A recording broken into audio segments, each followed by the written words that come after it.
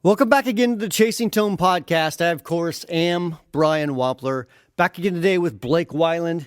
And today, we try to break down that story we were talking about last episode about the Goose, the Middleman, the Idolmaker, and the Gomer Pyle. Now, you're probably saying, what on earth does that mean? Basically, what this is kind of a discussion dispelling 2003, 2010 era of mojo, fairy dust, magical components, magical circuits, all that kind of thing. The stuff that, if you're a fan of the gear page, if you even know what the gear page is, you probably read all this stuff, a long time ago, as far as, why is this circuit better than this one? Oh, it's got this magical something. So we're going to discuss the story that really kind of tears all that apart, and let's get into that right now. Oh boy, do we have an exciting one for you guys today. We threatened what, 2 weeks ago? Yes. I missed last week. Sorry. Hey, it happens. I'm sorry. My apologies to those who wondered why we didn't put a podcast out, but stuff came up. Yeah, it's a weird time of the season. It is getting ready to go into the holiday season. What a lot of people may not know is that the pre-holiday season is almost as busy as the regular holiday season, maybe even busier in some ways. Probably busier because you're getting ready for the holidays, at least for us anyways. Yeah, exactly. Yeah. Like getting ready, making sure you got stock, making sure you got stuff where it needs to be so, the big old Black Friday rush can be met. Right. Many people don't know, unless you run like a retail business, but most of the business money is made in the last 3 months of the year. Mm-hmm. That's where a huge portion of it is. So September, October is basically full of how do we build, 10 times as the volume that we normally do. Mm-hmm. And all the problems that go along with that. Like, we're out of knobs. Right. Where do we get 15,000 knobs tomorrow? Well, it's from this guy, and you're going to pay for it, because no one else has them. Exactly. You've chosen the one knob that is hard to get in. Yeah, anyway. Good times. Fun stuff. This is going to probably be a little bit, well, I don't know, we'll see how it goes, but this is going to be a little bit in-depth. Should we kind of jump right in, or should we remind people what we're even talking about?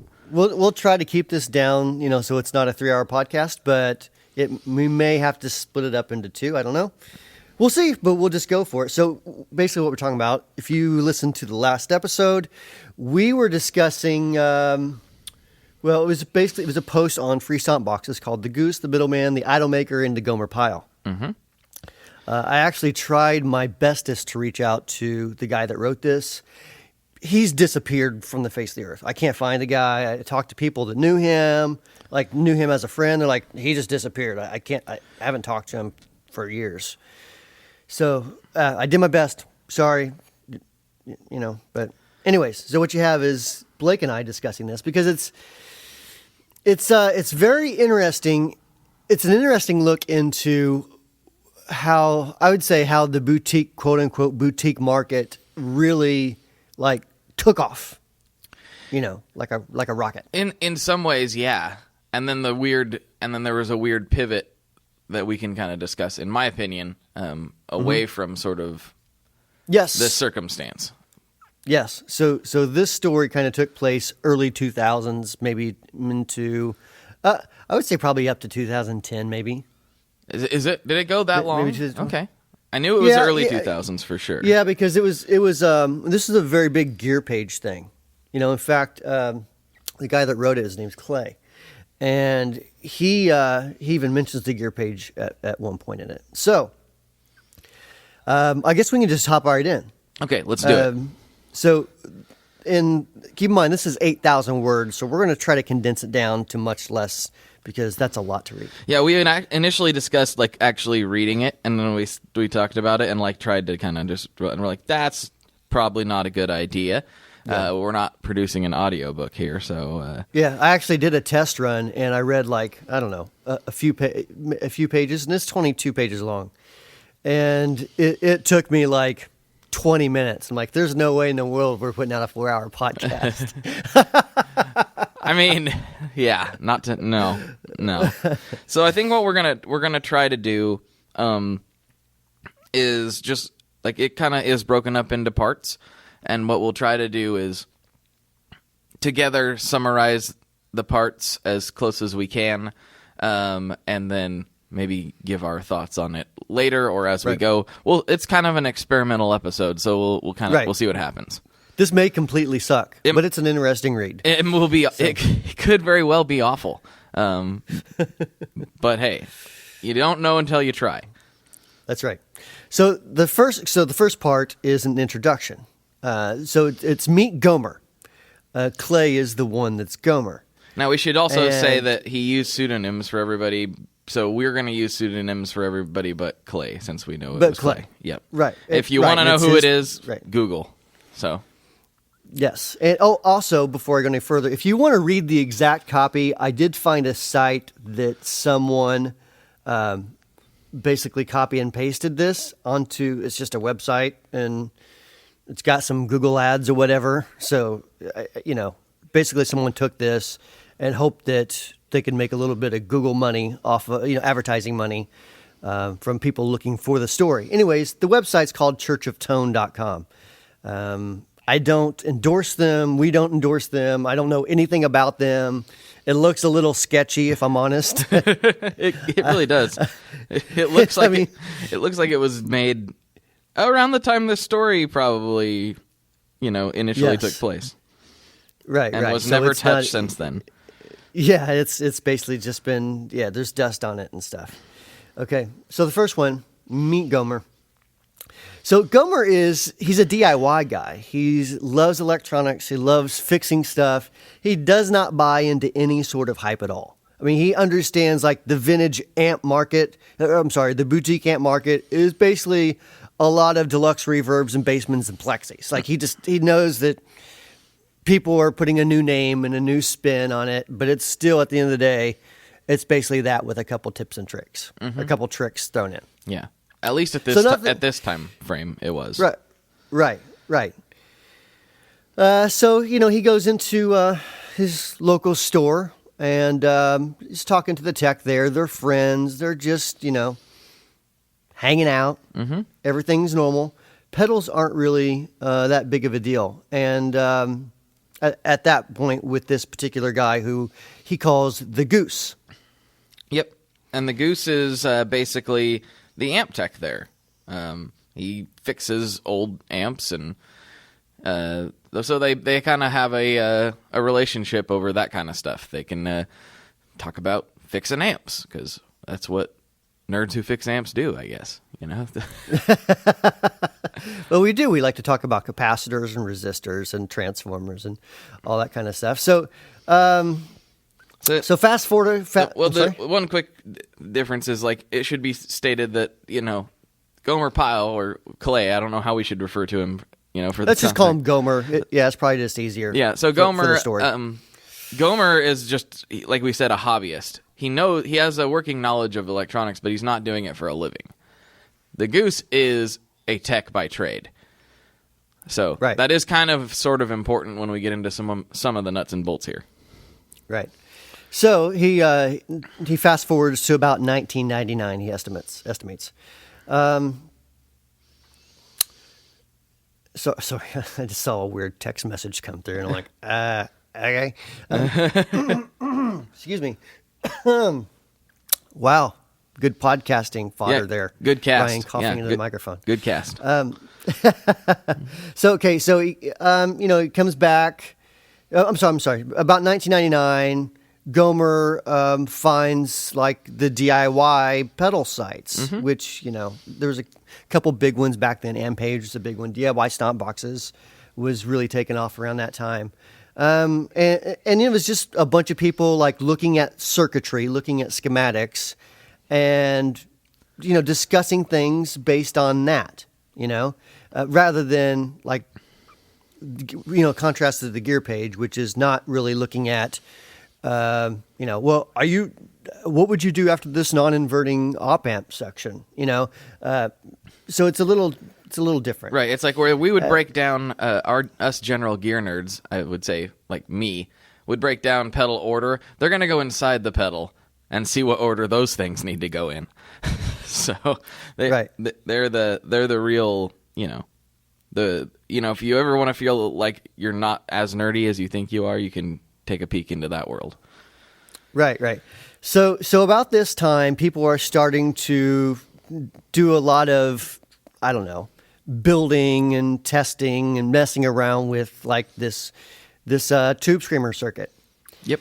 And so I'm trying to scan through this as I'm reading. Mm-hmm.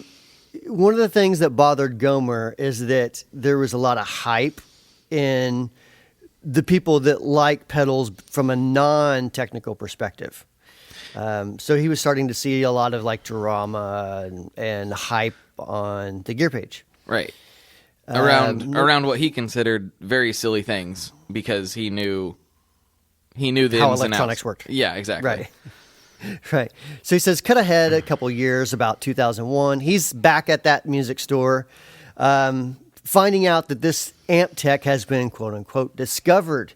He's built a fancy overdrive.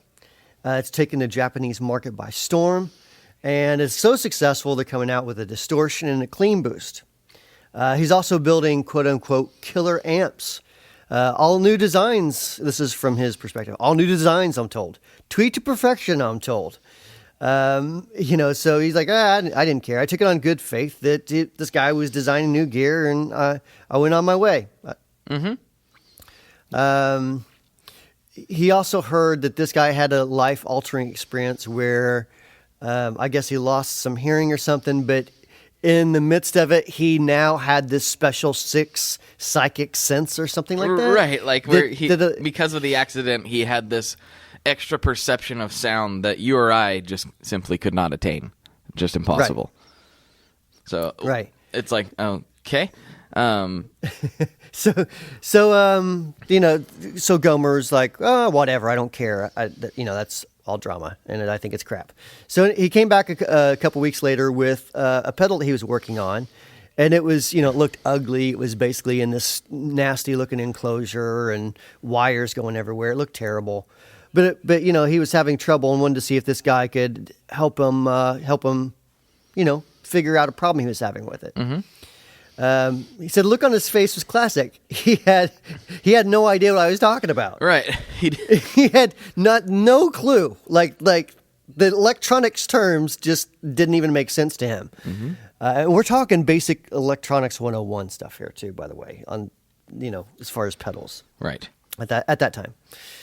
He said, you don't need that. He comes back with a, really pretty for the time pedal, swirled leaf enclosure. Yeah, so this is what you need, and it's it's like angels are singing as he's holding it and stuff. Mm-hmm. Let's see. It was huge in Japan, apparently. And he could scoop one up for a smoking deal right now if right. Smoking deal. Hundreds and hundreds of dollars. He said this was a goose whose eggs were now golden. Mm-hmm. He said, I knew at this point this guy was full of baloney. And he knew I felt that way because I told him right there when I left the store. So Gomer's pretty frustrated at this point. He's like, this guy doesn't know what he's talking about. He's charging $400 or $500 for this overdrive, which he hadn't looked at, but he had suspicions about what it was. It's got 3 knobs, so... Right. Anyway. So we're finding out that this is making a lot of money for this local music store, who he calls Mr. Middleman. Mm-hmm. The pedal is built by the builder and sold to the store, which is a typical arrangement. The store owner had a lot, was wanting to make money. It's a capitalistic society, so they were helping things kind of get hyped up on the gear page. And keep in mind, this is pre-Facebook. So, the gear page was where you went to talk for gear. If not the gear page, then Harmony Central. Right. Those were your places, basically. Those were your two places, yeah.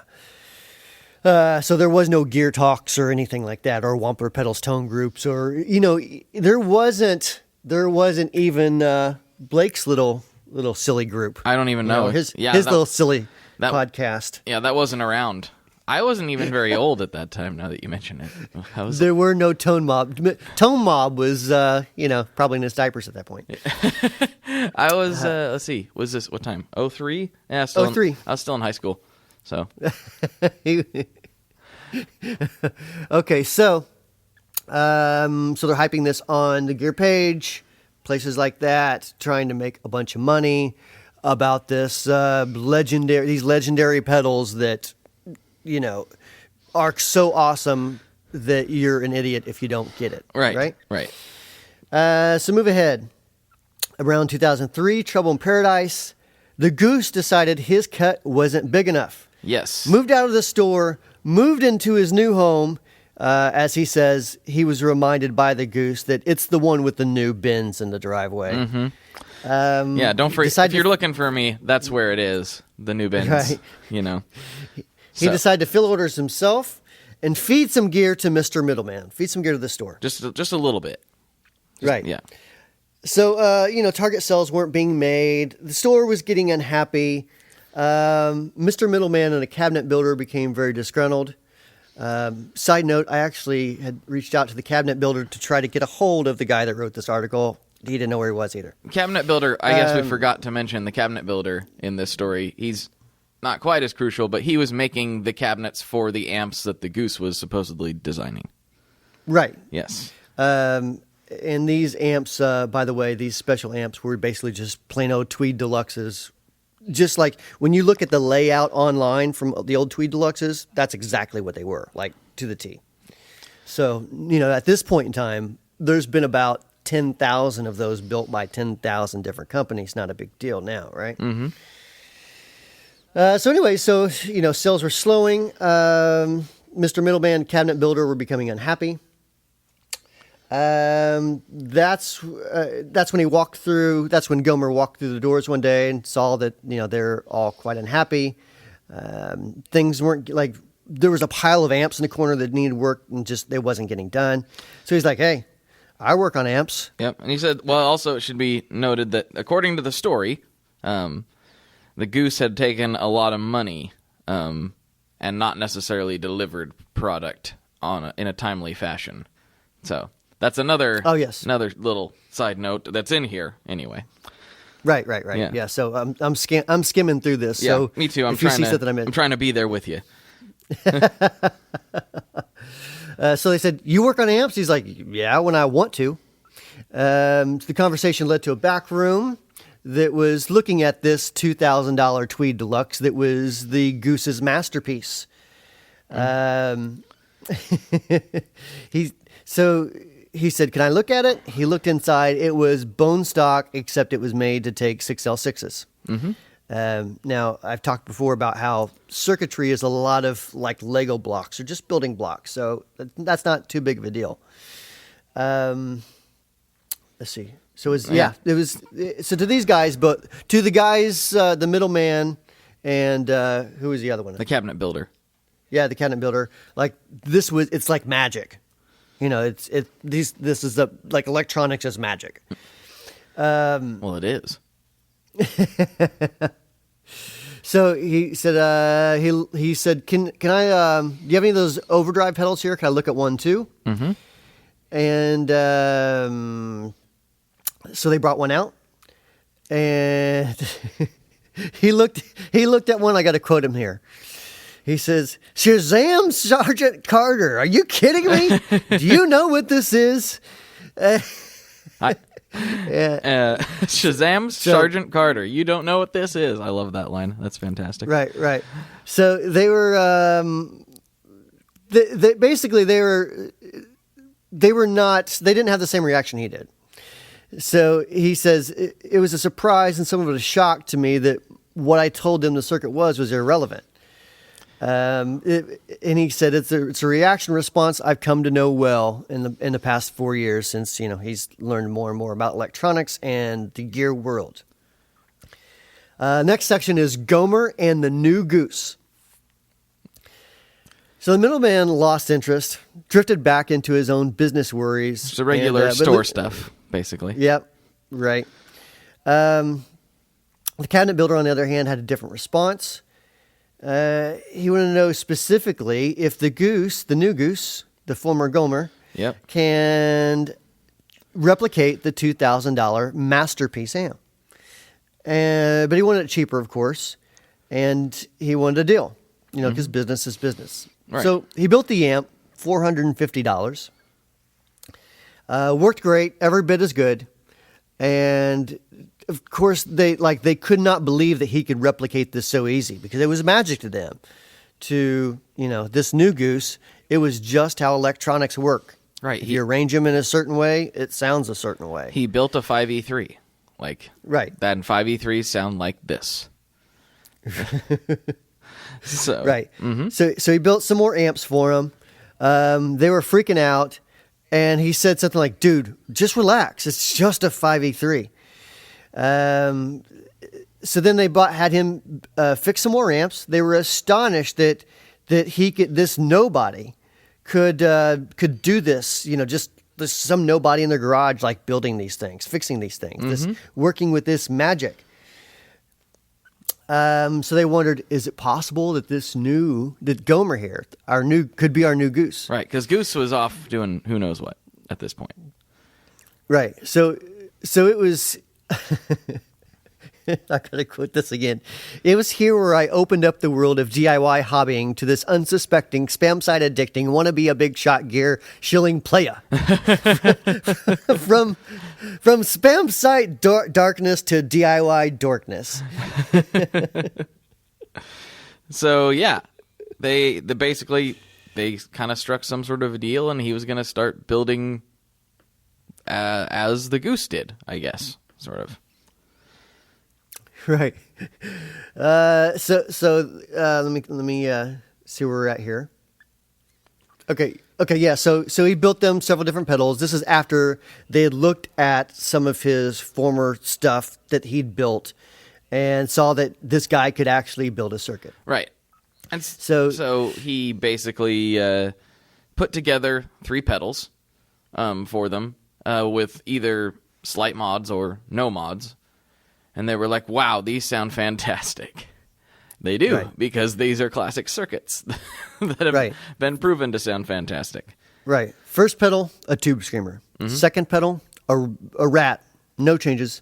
The tube screamer had 3 parts swapped. If I remember right, it was just some general modifications everyone does where you give it a little more gain and you put another diode in there. Nothing big at all.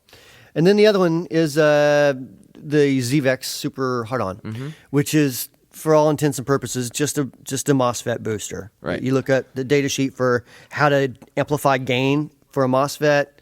That's really similar to what the schematic looks like. Right. So right.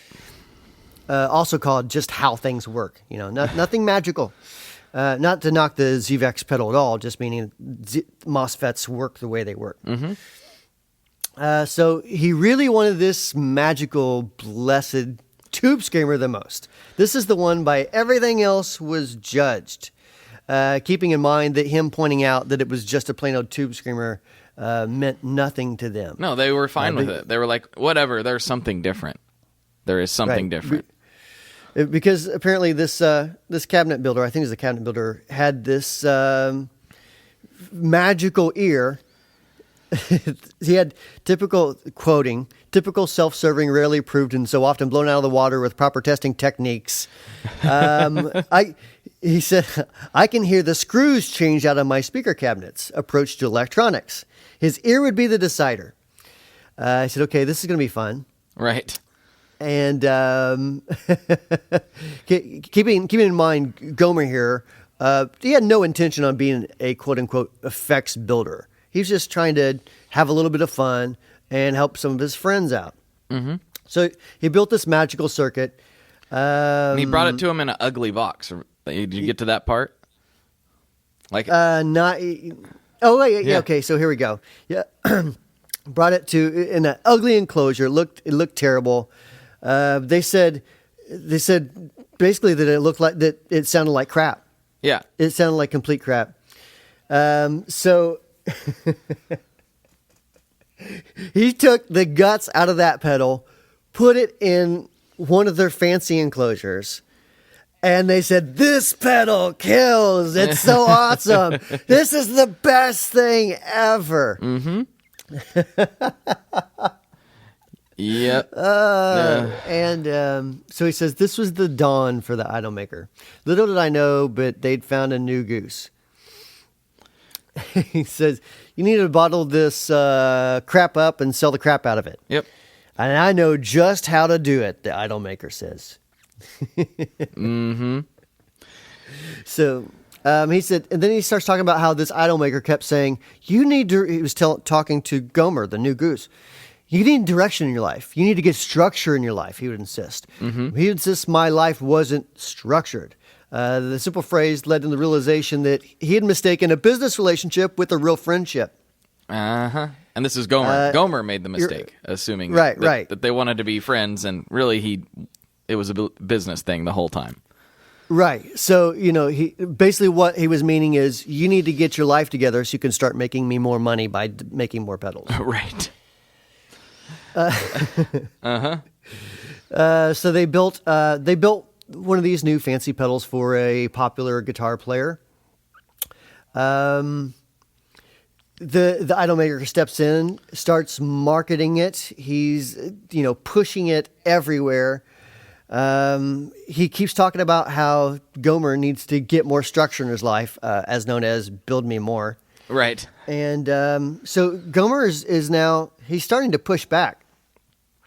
Yeah, he's not super interested in doing this, but like at the same time, he's sort of been forced into a corner. Right. So, and he's seeing like all this shilling going on all these websites, and it's really giving him a sour taste in his mouth. Mm-hmm. Going down a little bit further to the section called Mr. Middleman Returns. Right. Excuse me.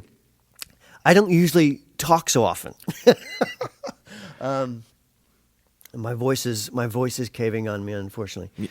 I can take over a little bit if you'd like. Yeah. So I'm gonna rest here for a minute. Maybe go get a smoke. I'm teasing.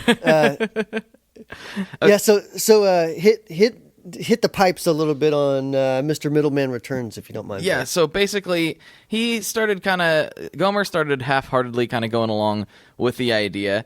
They were making a lot of bold claims. You'll make so much money. It's going to be this easy money. The Japanese just eat this stuff up. It's going to be fantastic. And he wasn't really working with the old guy, the Goose, anymore. So he was looking for a new one. And yeah, they didn't care what the pedal actually was. They just said, this sounds great, and everyone's going to think it sounds great, and we're going to slay the market with this. So they had a couple other things. There was a modded DoD Vibro thing. There was just all kinds of things, and they're like, we can just sell it. We can sell so much of it. And he was just never really comfortable with it, but he was kind of under pressure to keep delivering this stuff. So it kept going down the path, and he found himself kind of in a business meeting with the quote-unquote Japanese connection. And he was there with the Mr. Middleman and the idol maker, who was, the former cabinet builder, if I'm remembering the story correctly. And they were really, working up some business plans. The Japanese guys were, really excited about it. And so they were just... everyone was going to just sit on a big pile of money. So let's see here. And basically, I'm trying to condense this Japanese section down. That's yeah. It's quite. I'm looking at it going, how do I paraphrase this? It's quite long. It doesn't really make much difference to the story. The point is, they had a big plan. They were going to take the market by storm with this new overdrive pedal that was exactly the same as the other one. So, right. So this Gomer is now officially the new Goose. yes. Yep. And so that's basically the end of the story, because Gomer ends up building a few lineups and pedals, or a few things out of the lineup. It looks like this ended in about 07. Right.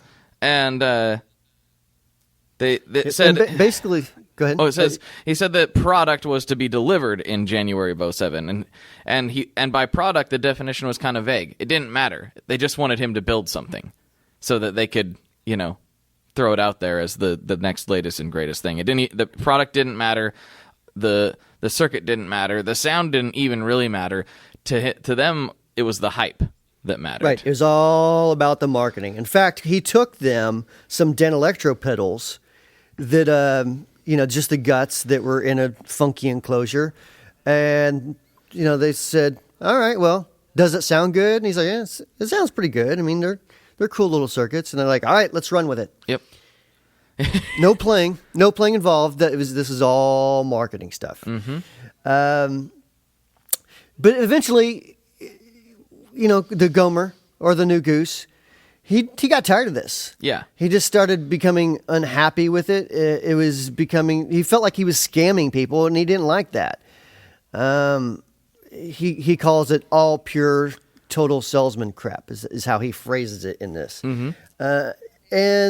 He said eventually the idol maker ended up finding someone else. He had to. This idol maker is the same guy who 6 months early watched I use a multimeter to check a speaker for continuity, which is a common thing you would use. If you know electronics at all, like that's a very basic thing. Even I know and he that. said, right. He said, "What's that beeping noise?" This is like where if you have a multimeter, you're smacking yourself in the forehead, face palming, going, how could you not know what that is? Like, this is a basic tool. It's like asking why the soldering iron's getting hot. Exactly. I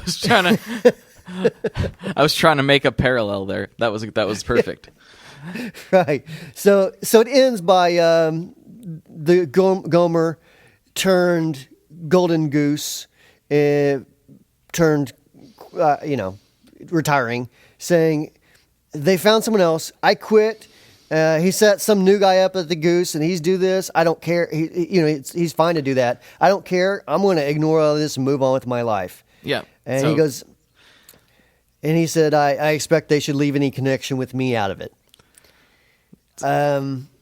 So that's like I said, I gave you the website if you want to read through all 7,000 words of it, all 22 pages of it. If you copy and paste into a Microsoft Word document.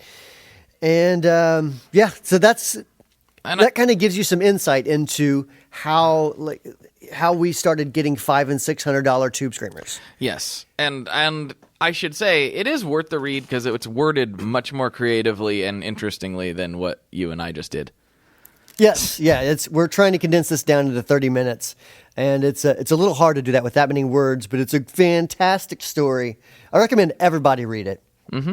Because it's a really good read, and it's really eye-opening into some things that, and I've talked about this before.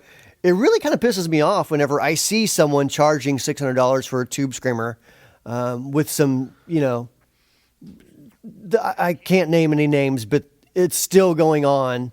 Oh yeah, and people are calling it Dumble pedals or whatever. Not Dumble, not Howard Dumble pedals, Dumble sounding pedals. Right. Yeah. And it's just a tube screamer with a couple changes. Be honest, man. Be honest. Mm-hmm. That's my whole thing is be honest. I can kind of swing since we are a pedal company. I can tell you that when people ask me what's the closest thing you have to a tube screamer, I would say check out the Clarksdale, maybe the Paisley Drive, but it's a little different from a typical tube screamer. Mm-hmm. It's more hairy. It's got this and it's got that. I'm not trying to hide anything. Yeah. If you ask me about the compressor, I'm going to tell you the Eagle compressor is based on a raw style compression with this and this and this and this and this. Mm-hmm. So I'm not saying, oh, I totally invented that compression circuit myself. Totally. But I have special hearing. So if you don't hear what I hear, it's just because you haven't been given this gift that I You don't have the magic ears. Come on, man. Right. Get it together. Right. So that's the view that took the world by storm in the DIY community for sure. It came from Free Stomp Boxes, freestompboxes.org or .com. I forget which one. Mm-hmm. But if you just type in Free Stomp Boxes, that's where it originated from. You have to sign up to be a member. And if you don't like looking at schematics and having the magic behind your favorite pedal or amp totally dispelled, I guess, then I probably wouldn't sign up for that site because it's very DIY nerdy. We'll put it that way. Right. By the way, I love that site. So I would agree with you. I don't like the concept behind that either. That said, especially in years past, I'm sure that I fell for some of that because I don't. And I have as well. I don't know circuits, and I didn't care enough to get into it. Now I can kind of tell certain ones. I can kind of tell by listening. Like, yeah, I'm pretty sure that's a XYZ. Right. But I will say, like, that is kind of, you've kind of said it was sort of the start or an early part of the boutique scene, quote unquote. And I would agree with that. But I think we've come a long ways. I would say it's totally, not totally, but it's improved greatly. I mean, now in a 2017 world, as we record this, coming up to 2018, I mean, there's, we still see your tube screamers, we still see your rats and stuff, but we're seeing, especially with the newer builders over the past years, a lot of very creative, very new designs that are just fantastic. Mm-hmm. And it's, I mean, like, to me, I love it. The thing I've hated is whenever you buy a new pedal that everyone loves, everyone has said how great it is, and you're just, oh, it's another freaking tube screamer. Mm-hmm. It's been so, like, that frustrated me so much, and I'm glad that those times are now not nearly as prevalent as they once were. I think the players are actually more sensitive to it too. At least the super gear nerds, because it's like, for the most part, most of us, I think, at least the real nerds, they kind of know what the tube screamer circuit sounds like and feels like, even if they don't necessarily know the schematic. And so I think people will raise an eyebrow a little more, especially with overdrives, just because there's so many. Yeah. I don't like that. I don't like that concept either. I do think that it's not as prevalent anymore. I think when people do come out with the tube screamer or whatever, they're much more inclined, and it's much more accepted for them to say, this is my take on it, XYZ, whatever it is. And people are cool with that. And I'm cool with that. Like, okay, let's hear what this guy thinks the best sounding rat is. Right. I love that. And I think that's a perfect way to wrap that up, that this is now becoming the new norm, where people say, this is my rat, and here's how I think it's different or better. And that's refreshing. I'm glad it's that way. Hopefully things keep improving. And, in a perfect world with me, people will send schematics with their pedals. So I'd be like, oh, that's a cool little trick you got there. Well, there's I think it's called, I think they're called function effects. Like, their graphic is like the schematic of the pedal inside on the outside of the pedal. Yeah. See, that's cool to me. I'm sure I mean, not everybody, but there's a portion of people that buy pedals, that's just not cool graphics, Well, they did it. Well, now I don't know if it's exactly, but I'm assuming it is just the way it's laid out. But right. And I'm not saying anything against them that they don't have cool graphics. I'm saying that to some people that buy pedals, they may not like. They may judge that pedal based on the graphics and say, well, I don't like that pedal, so now that's not a cool pedal, And I would like to see less judging on graphics and more judging on playability and sound. I hear it. I hear you on that. I I am definitely guilty of the hearing with my eyes thing, though. Well, it's hard not to, I mean, I get it. I understand it. I mean, I'm just as guilty. We don't put out pedals without paint or labels, or names. I mean, that's part of having a business. You got to have, it has to look pretty in some way to somebody. Or appealing, Or appealing, yeah. So, I mean, I get it. I understand it. It's just, I think he wrapped it up perfectly when he said that things have changed. So, for the better. Yep. We actually condensed that down a lot more than I thought we were going to be able to. And I don't know if it was interesting to listen to or not, but I'm surprised when I look over, I'm like, hey, 40 minutes. I thought that was going to be like an hour at least. So Right. Well, I know I would love to hear some feedback on this. I'm sure you would too. So I guess for you, it's the tone group, the Tone Mob Facebook group, right? Yeah. You can holler at me in there, or I'm in your group as well, the Wampler Pedals Tone group. So that's true. It seems like a little more podcast discussion happens over in mine, but whatever. That's perfectly okay. Yeah, that is. I've noticed that. Like you and 60 Cycle and some other groups, you guys get a lot of podcast discussions. And for some, I don't know. It seems like a Wampler group. There's not a whole lot. I don't know. Maybe there is, but there's just so many other people that aren't podcast listeners that it gets kind of rounds out. Yeah. Well, so anyways, either way, would love to hear some feedback. Yes, and I think that's a good way to wrap it up. Yep. Bye. And thanks so much for listening to Chasing Tone Podcast. I really appreciate it. If you like our podcast, please consider telling your friends, family, spouses, kids, neighbors, employers, etc. about our podcast. If you really, really like it, please consider leaving a iTunes review. Just telling people what you like about it and maybe a couple stars on there for us. That helps us. If you have any questions for me, you can contact me at podcast@wamplerpedals.com. If you have a question for Blake, you can contact him at info@tonemob.com. Of course, we have our Facebook groups, two totally different gear groups. Ours, Wampler Pedals Tone Group. His is just Tone Mob. Both of those groups are great if you like to be on Facebook, if you like to talk about gear, if you like to talk about all that sort of nerdery, I like to call it. Jump in there and let's talk a bit there. And again, I appreciate you listening and have a great week, and we'll talk to you next week. Thanks.